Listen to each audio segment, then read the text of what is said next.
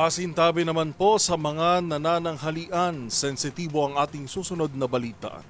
Natagpo ang palutang-lutang ang masangsang at naaagdas ng bangkay ng isang di pa nakikilalang lalaki sa karagatang sakop ng Mariveles, Bataan.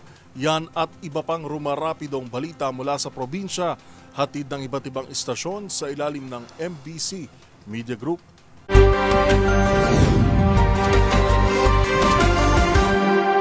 Nananawagan ang PNP sa sinumang nawawala ng kanilang kaanak na hinahanap o di kaya ay di pa din ito nakakauwi sa kanilang tahanan na maaari lamang magsadya sa Mariveles PNP para kilalanin ang bangkay na natagpuan para sa mga karagdagang impormasyon hinggil dito.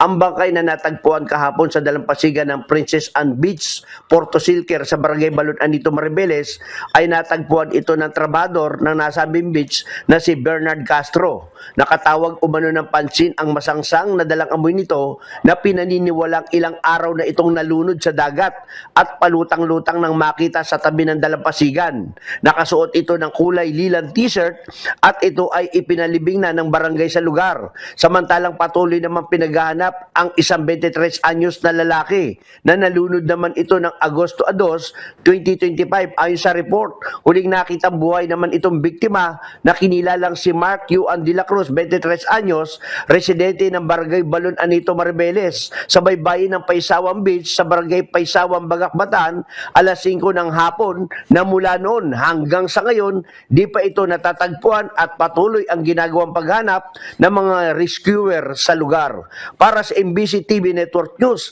Danny Kumilang, RH37, una sa Pilipinas, una sa Pilipino. Top Regional Priority Drug Suspect na ginang arestado sa Tayog, Pangasinan, 204,000 halaga ng shabu kumpiskado. Natimbog ang top priority drug suspect sa Tayog, Pangasinan matapos na makumpiska sa tahanan nito ang 204,000 pesos na halaga ng shabu. Batay sa ulat na inilabas ng tanggapan ni Police Brigadier General Dindo Reyes, Regional Director ng Police Regional Office 1, nagsilbi ng search warrant mula sa RTC Branch 52 Tayog ang Regional Police Drug Enforcement Unit Team kasama ang Provincial Drug Enforcement Unit, Provincial Intelligence Unit ng Pangasinan PPO at Tayog Police sa bahay ng suspect na isang 52 anyos na ginang na nasa top regional level drug suspect at dito na kumpiskan ang 15 plastic sachet na naglalaman ng hinihinalang shabu na may timbang na 30 gramo na may standard drug price na 204,000 pesos. Sa ngayon nasa kustodiya ng Tayog Police Station ng suspect at naharap sa kaso ng paglabag sa Republic Act 9165 o the Comprehensive Dangerous Drug Act of 2002.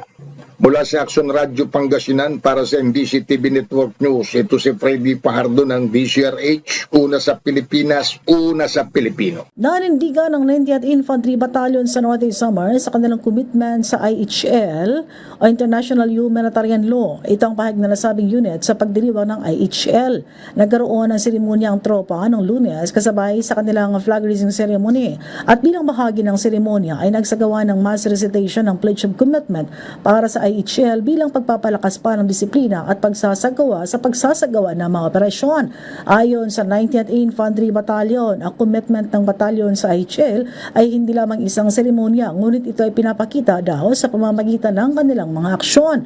Una lang ipakita ang kanilang commitment sa pagtulong sa mga miyembro ng New People's Army na sugatan sa mga naitatalang sagupaan. Ang mga ito ay dinala mismo ng mga sundaluhan sa ospital. Ngayong taon, ang International Humanitarian Law may na galvanizing commitment to international humanitarian challenges and opportunities in the Asia-Pacific region. Ito rin ang ika-76 years na anibersaryo ng 1949 Geneva Conventions. Kabilang sa seremonya ang mga frontline units sa patuloy na nagsusulong ng awareness at compassion na mabigyan proteksyon ang dignidad ng isang tao sa oras ng pakikidigma. Para sa MBC TV Network News, ito si RH34 Jane Galit Bantayan ng DZRH, una sa Pilipinas, una sa Pilipino.